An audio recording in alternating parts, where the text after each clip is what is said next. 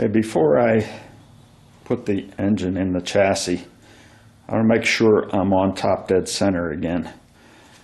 There's the timing mark. I'm going to zoom back from that so that we can see both the timing mark and the intake and exhaust valve on number one cylinder at the same time. And hopefully we'll be able to see the line on the video whenever we the line for the top dead center. The reason I have to do this is because of that one lifter that broke, or was defective when I got it actually. And so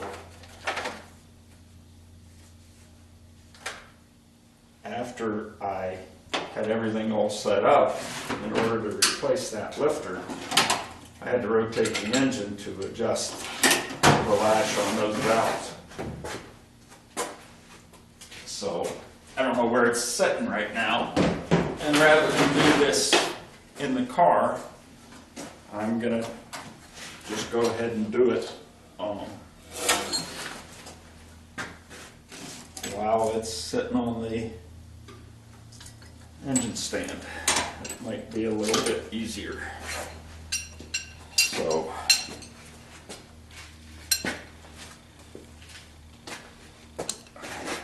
get myself in a position where I can watch these. So I'm going to turn it till the intake valve opens, which would be pushing down, so that I know that's the intake stroke. Well, let's just talk through it as it goes.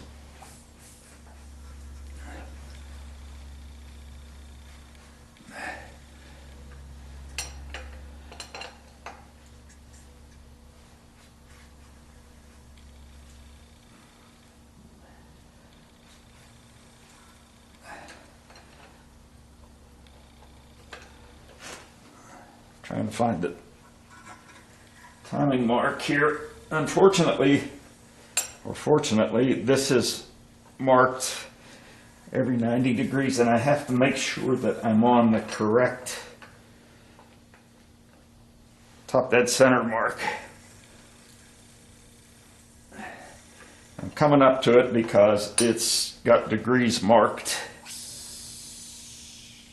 Okay, I can hear some air coming out of there, so that probably was either the exhaust or the compression stroke. So hopefully, yeah, that's top dead center. Got a little bit of play in it. So let's watch these valves, see if we can see what they're doing as I turn it.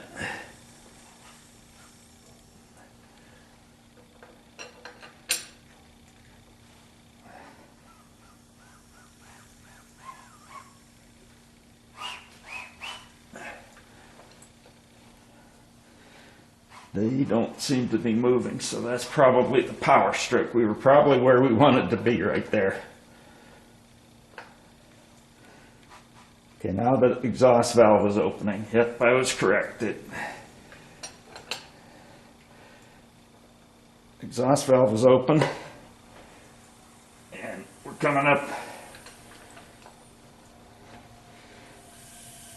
to top dead center again. I can even see air pushing out against that tape I put to keep dust and such from getting in there.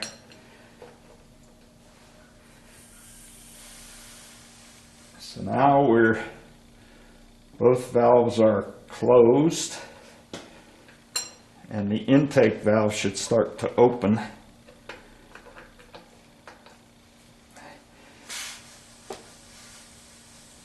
And it is.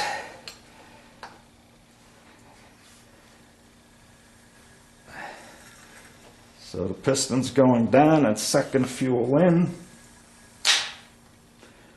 That's the tape popping.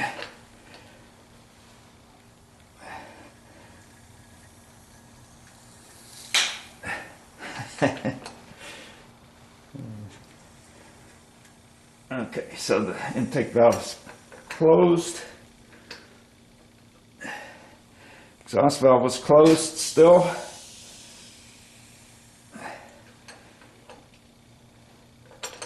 So I'm coming up to top dead center. There we are, the top dead center. Right there, and if you watched the video where I determined top dead center, I did it with the heads off and moved the engine both ways, found where the piston was hitting the tool, marked it both ways, divided that exactly in half, and that is exactly top dead center. So now I know that this engine is right where well, actually it would have fired a little bit before top dead center, but it's top dead center on the compression stroke. So getting ready to go down on the power stroke. And now I know that when I put my distributor in and I point the rotor to the wire that goes to the #1 cylinder, that's going to be exactly where we need it to be. Now, the reason I did that now is because as I put the transmission in, what I'll have to do is I'll have to turn the engine one whole turn to get the flex plate bolts to line up with the torque converter bolts in the transmission so that I can bolt it in. So knowing that, I know that as I turn that, I'm going to take it off of top dead center again. But I know that I need 2 revolutions to get back to that power stroke. Set it at top dead center and then drop my distributor in. So the next thing I'm going to do, and I don't know how far I'm going to get today, is I'm going to try to set up the chains for the engine hoist, the leveler, so that the next time I come down I can get started on that right away. I don't think I'm going to put the entire leveler on right now because I don't think it's going to fit over the top of the air cleaner.